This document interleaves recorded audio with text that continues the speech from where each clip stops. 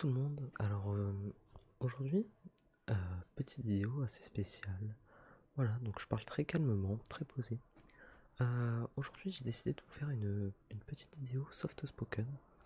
Donc j'espère déjà que vous allez bien tous, que vous passez une excellente journée. Euh, mais voilà, du coup je me suis dit peut-être une vidéo un petit peu soft spoken, ça vous plairait. Du coup je me suis dit pourquoi pas en faire une. Et alors j'ai augmenté un petit peu le son, je sais pas du tout ce que ça va rendre en audio, euh, mais, mais du coup, ouais, je dis beaucoup du coup. Je voulais vous raconter une petite histoire qui m'est arrivée il n'y a pas si longtemps que ça, c'était il y a 2 ans. C'est par rapport à mes galères de déménagement. Voilà, donc faut savoir que, en soi, j'ai vécu, moi, 2 déménagements. Le premier, c'est quand j'avais 7 ans. Non, 6 7 je sais plus. J'avais 6 ou 7 ans, je déménageais d'un appartement à une maison et euh, c'était vraiment pas joyeux de pourquoi je déménageais. Donc déjà, je vais vous raconter un petit peu ça. Et la deuxième fois, j'ai déménagé d'une maison du coup, de ma maison, de mon ancienne maison, de 120 mètres carrés à 65. Tout ça à cause de problèmes de changement de fonction que je vous expliquerai. Et voilà, du coup, je me suis dit que ça pourrait faire une petite histoire à raconter. Parce que je vais pas vous mentir que je sais pas trop quoi raconter ces derniers temps. Du coup, je me suis dit, bon, tiens, on va raconter ça. Voilà, donc petite vidéo soft spoken, vous me direz ce que vous en pensez. Voilà, donc j'ai un soft spoken assez spécial quand même. J'entends dans le retour en fait, j'ai pas une voix forcément très grave ou très aiguë, mais je sais pas, ma voix me perturbe quand je parle à voix basse. Euh, c'est tout. C'est tout, honnêtement, j'ai pas d'autres arguments, pardon. Bref, du coup, commençons par le premier déménagement. Du coup, mon premier déménagement, quand j'avais euh, du coup 6 ou 7 ans. Alors, en tout cas, je sais juste que c'était de ma rentrée enfin de ma sortie de CP à ma rentrée de CE1. Excusez-moi pour la voiture, je peux pas y faire grand chose. Je peux pas vous mentir, il fait littéralement. D'accord, il y avait un chat qui était en train d'agoniser.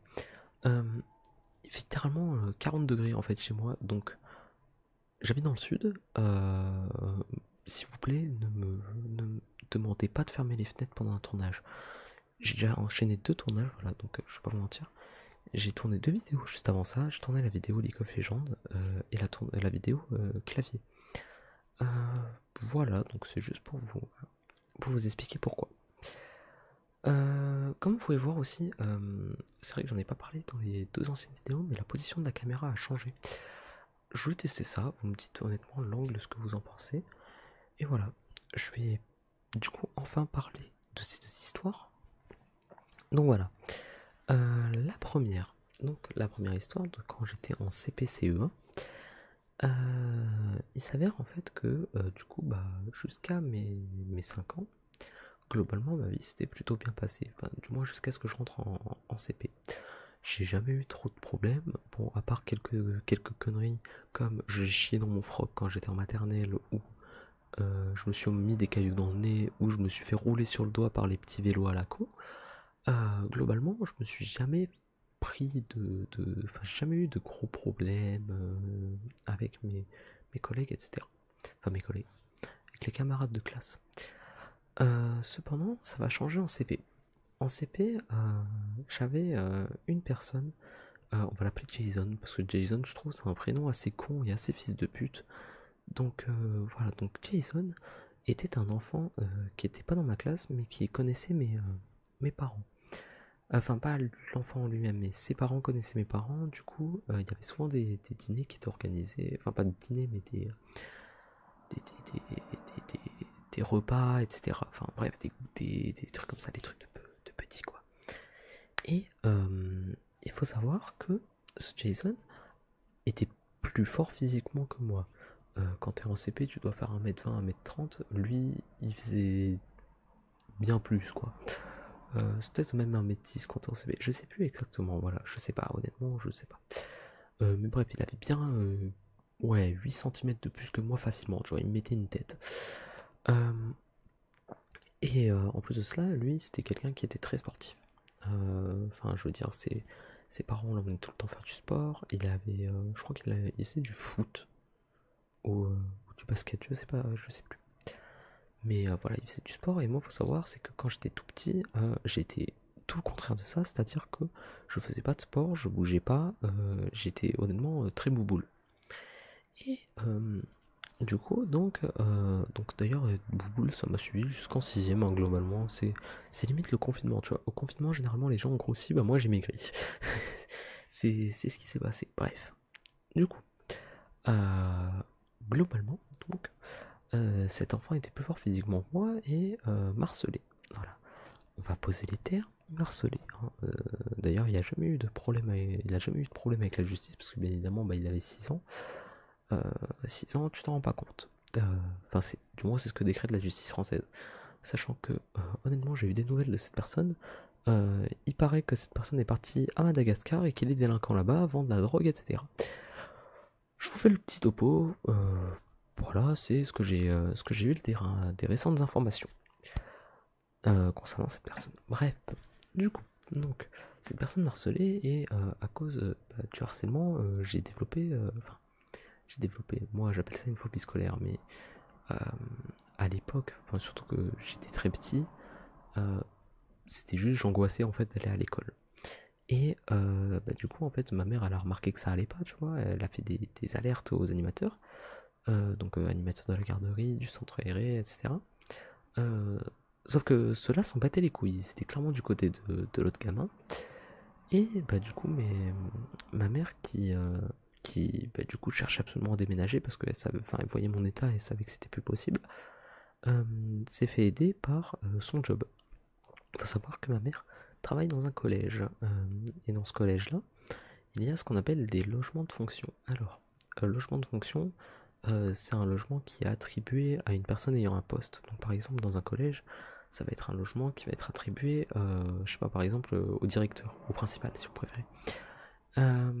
Il s'avère que dans ce collège, il y avait 4 logements. Il y en avait un pour la chef de service du collège, donc en gros c'est la personne qui ouvre le portail, qui s'occupe globalement des économies, des femmes d'agence, etc. Il y avait 2 logements du coup pour les principaux, donc principal et principale adjointe, enfin adjointe, les deux. Et il y avait un logement pour l'intendant. C'est ce dernier qui va nous intéresser. Donc à l'époque où je suis arrivé dans ce logement en fait, enfin où je suis arrivé, où ma mère a eu la proposition, l'intendant qui était dans ce collège n'avait pas de comment s'appelle de problème avec le logement de fonction. Enfin c'est pas qu'il avait pas de problème, mais c'est qu'il avait pas besoin de ce logement. Et du coup, ma mère ayant parlé de ma situation à l'école, la principale a voulu proposer à ma mère ce logement. Et ma mère, étant donné que c'était une maison, elle a accepté. Du coup, on s'y est installé pendant les vacances d'été, parce que j'ai quand même dû finir l'année de CP à cause des dossiers d'inscription. C'était un peu galère. Et j'ai dû finir l'année là-bas. Euh, Hop, du coup, c'était un petit peu compliqué, mais j'ai fini l'année. Bref, du coup, de la CE1 jusqu'à la troisième, fin troisième, je n'ai pas déménagé, j'ai vécu ma vie à mon village, mon bled paumé. Euh, et globalement, ça s'est toujours bien passé. J'ai jamais eu de problème, etc. J'ai eu une baston, enfin une fois où je me suis battu et honnêtement j'ai enculé le mec en face. Mais soit, c'est pas le sujet de cette vidéo. Peut-être que je vous la raconterai cette histoire. L'histoire de ma première baston. Non, la baston était si peu intéressante, je vous fais le résumé, il m'a juste insulté, je lui ai mis une balayette, il est tombé par terre, j'ai pris 1 heure de colle. Fin de l'histoire. Euh, Bref, du coup, donc il s'est passé tout ça et euh, donc arrivé fin troisième, donc vers la fin de l'année, on était à la mi-juin Et je trouvais que ma mère, elle avait un comportement un peu bizarre. Je la sentais un peu sous pression et je trouvais ça vraiment chelou, tu vois, de la part de ma mère. Ma mère, c'est quelqu'un qui est généralement très posé, très calme, ou même si elle s'inquiète beaucoup, tu vois, elle le montre pas forcément. Et ça me paraissait bizarre. Du coup, j'ai très vite tilté qu'il y avait un truc qui allait pas. J'ai pas voulu forcément me focus là-dessus parce que moi j'avais mon brevet qui se passait 2 semaines après. J'avais pas forcément révisé, hein, honnêtement, mais enfin, en tout cas, déjà la semaine là où je voyais que ma mère allait pas trop, bah, j'avais mon oral de brevet. Et mon oral de brevet, c'est d'ailleurs très bien passé, j'ai eu 100 sur 100, avec une conclusion en espagnol. Si señor, por favor. Et putain, je fais vraiment des blagues de merde. Et du coup, donc, il s'est passé tout ça. Et donc, en fait, on m'annonce aux alentours du 10 juillet, donc juste après les épreuves du brevet, que j'ai eu les résultats, etc. On m'annonce que on va perdre le logement de fonction car il y a un nouvel intendant qui va arriver. Et ce nouvel intendant réclame le logement de fonction et par la priorité qu'il a en fait sur le logement, on doit céder notre place en fait littéralement. Voilà. Donc, j'apprends ça honnêtement. Ça me fait chier, mais je me dis, vas-y, c'est pas grave, tu vois. Genre, il y a toujours des problèmes dans la vie, tu vois. C'est pas le premier, c'est pas le dernier. Et donc, bah, du coup, en fait, ce qui a été dur pour moi, c'est pas forcément de devoir déménager, c'est de voir ma mère qui courait.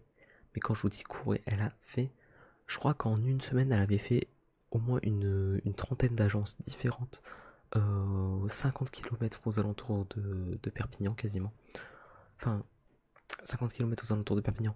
Je veux dire, genre, pas aux alentours, du coup, oui, plutôt on va dire 20 km aux alentours de Perpignan, jusqu'au littoral en fait, globalement.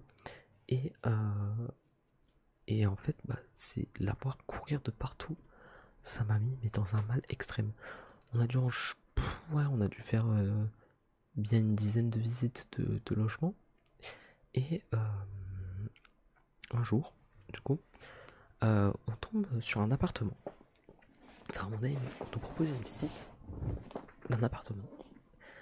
Cet appartement était franchement, bah, enfin, déjà on arrive devant. On arrive devant l'appartement et là mon père voit que l'appartement il est au numéro 13. Pourquoi je précise cette information? En fait, il faut savoir quelque chose, c'est que dans ma famille, on est beaucoup à être né le 13. Moi je suis né le 13 février, mon père est né le 13 juin, et c'est ma soeur. Ouais, je crois, enfin j'ai mon frère ou ma soeur qui est né le 13, merde, 13 décembre. Voilà. Donc, bah ça fait beaucoup de 13. Et à partir de là, en fait, mon père ayant vu le numéro, et bah, du coup, le 13, un petit peu notre numéro fétiche avec notre famille, il voit le numéro 13 et il se dit, c'est bon, c'est le nôtre. Tu vois, il le sent, tu vois. Et même moi, en vrai, j'avais un très bon pressentiment en voyant l'appart. On rentre dans l'appart, déjà, alors, faut savoir un truc, c'est que juste avant nous, c'était vraiment une famille de cassos, mais une famille de cassos pure, je veux dire. Bref, je veux pas donner plus de détails, mais vraiment, quand on est arrivé dans la chambre, bah du coup, pas dans ma chambre, mais dans la chambre où dorment mes parents actuellement. Oui, parce que je tourne ces vidéos, il est littéralement 2h du mat, ça fait 1 heure que je tourne quasiment. Euh, mais on arrive dans l'appartement et on voit des coups de enfin des, je sais pas ce que c'est exactement comme truc qui est enfin comme trace qui est par terre. En gros, c'était une grosse trace noire avec un bout de carrelage qui était cassé. Je pense, il y a un très gros monde où c'est le gosse qui a dû balancer sa manette ou son clavier ou sa play, je sais pas exactement ce qu'il a balancé, mais il a enculé le carrelage. Bref, on arrive là, on comprend directement du coup que c'est des cassos. Et on fait la visite,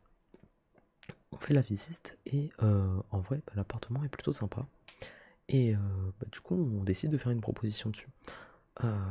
Bon, je sais pas à combien il était le loyer ou quoi, mais voilà. L'appartement était plutôt sympa, du coup, on décide de faire une proposition.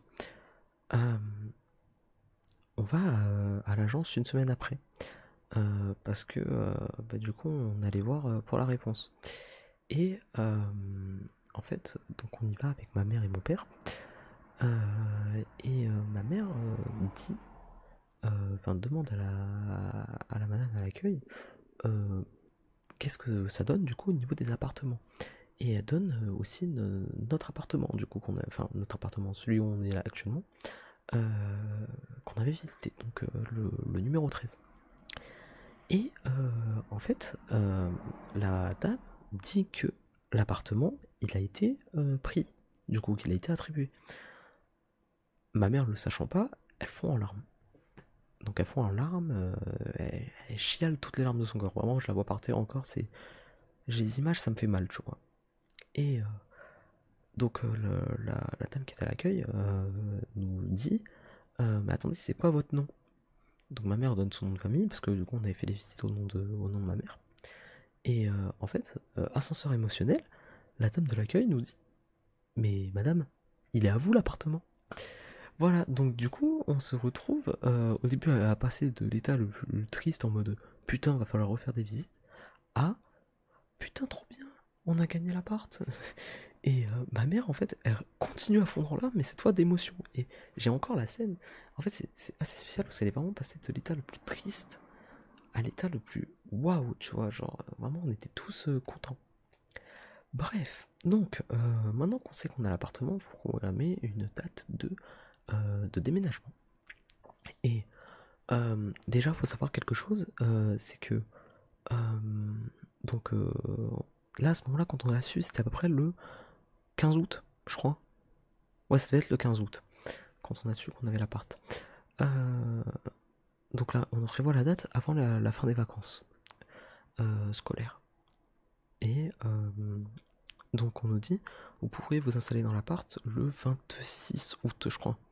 Voilà, donc en gros, ça nous laissait 2 semaines en gros de gros pour faire nos cartons.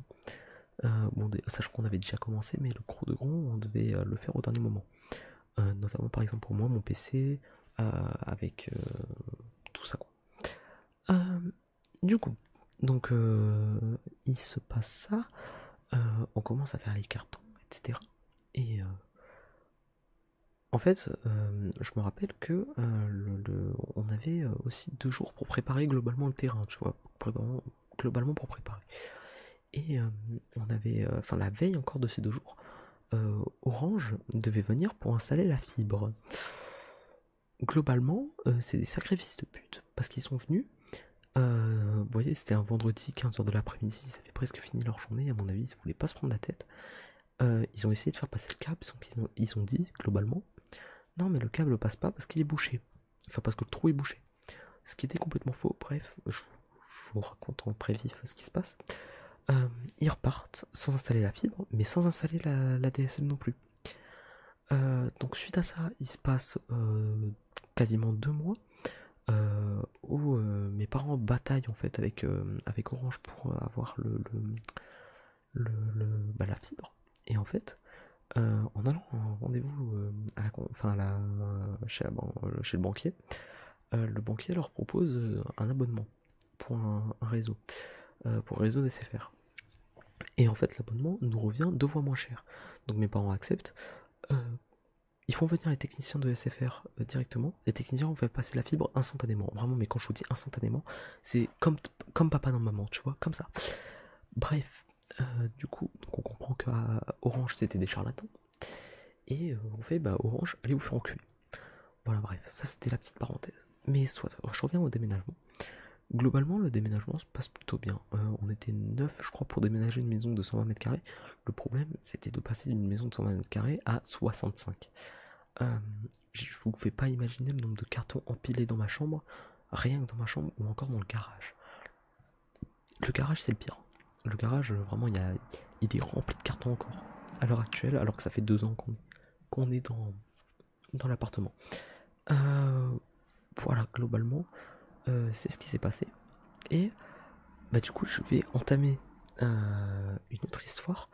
Donc c'est l'histoire de qui suit en fait juste après. Donc là, on finit le déménagement, c'est genre le 29-30 août. 3 jours après, il y a la rentrée scolaire, bien évidemment. La rentrée scolaire, ça a été une merde, mais pas possible par rapport au bus. faut savoir qu'à Perpignan, il y a une compagnie, enfin Perpignan et ses alentours proches, il y a une compagnie qui s'appelle Sankeo.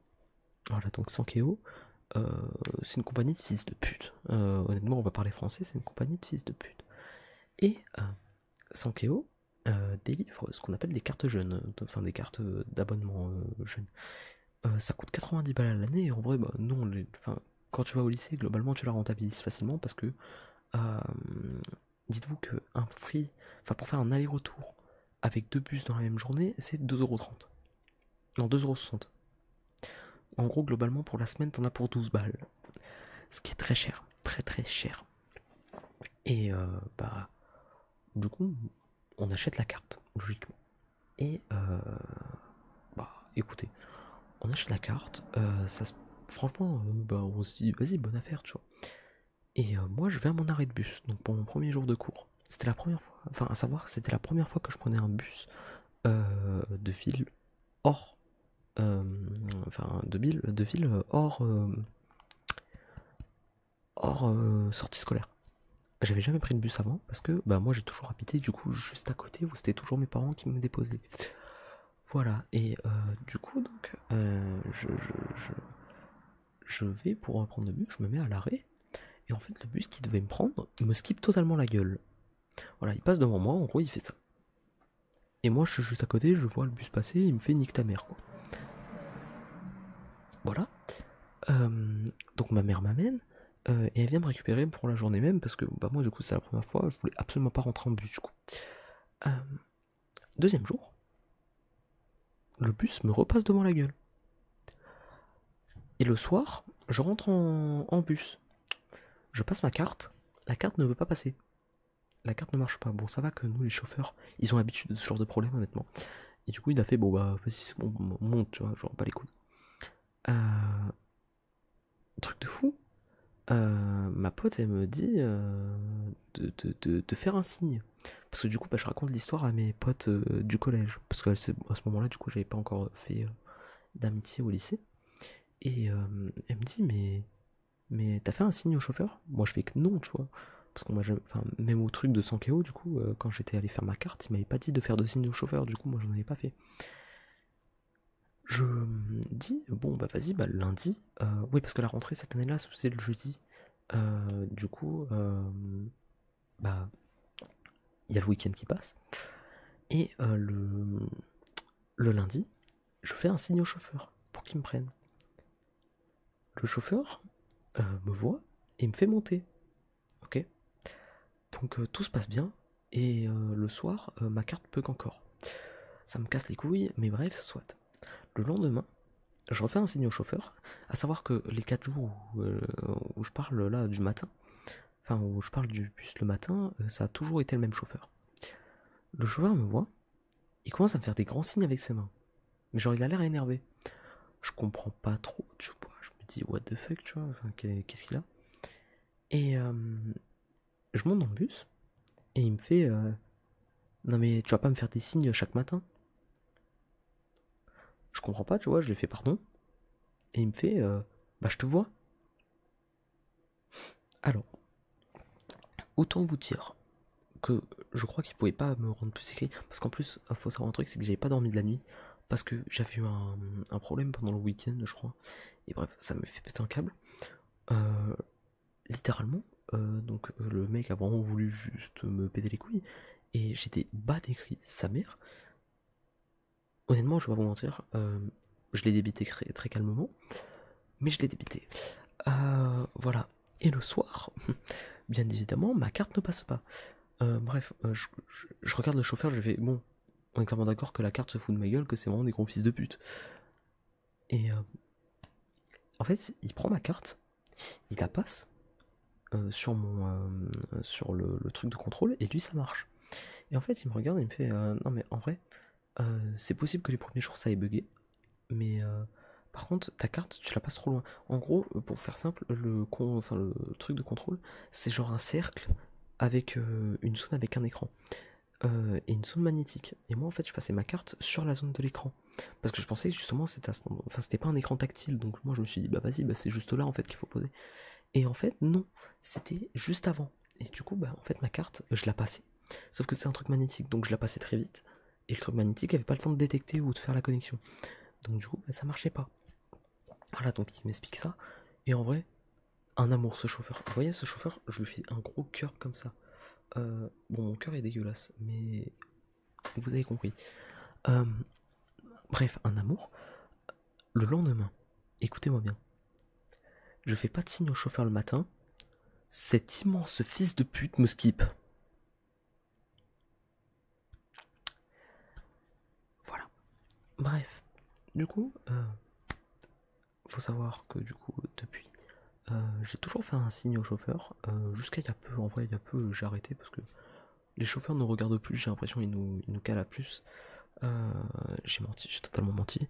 J'ai juste engueulé le chauffeur le lendemain en lui disant vous voyez, la veille, je vous ai pas fait de signe, bah vous m'avez pas vu, vous m'avez skip encore. Mais voilà, soit. Et après, j'ai jamais fait de signe parce que le mec il m'a toujours vu, il a su que j'allais lui casser les couilles si jamais il me récupérait pas. Bref, moi les gars, c'est la fin de cette vidéo. 26 minutes de soft spoken, j'espère que ça vous aura plu. Si c'est le cas, n'hésitez pas à lâcher un max de likes, un commentaire, parce que ça aide énormément. Excusez-moi pour la moto, mais ça aide énormément pour le référencement de la vidéo, donc de lâcher un commentaire et de liker. Mais surtout, pour avoir les notifs et si mon ASMR vous plaît, abonnez-vous. Abonnez-vous vraiment. Je vous garantis pas d'être régulier encore une fois, hein. Honnêtement ça risque pas, mais vraiment abonnez-vous parce que c'est vraiment important. Si jamais je veux que la chaîne un jour augmente et devienne un peu plus grande, il faut absolument que vous vous abonnez. Voilà. Moi sur ce, je vous laisse. C'était Erina ASMR. Ciao ciao.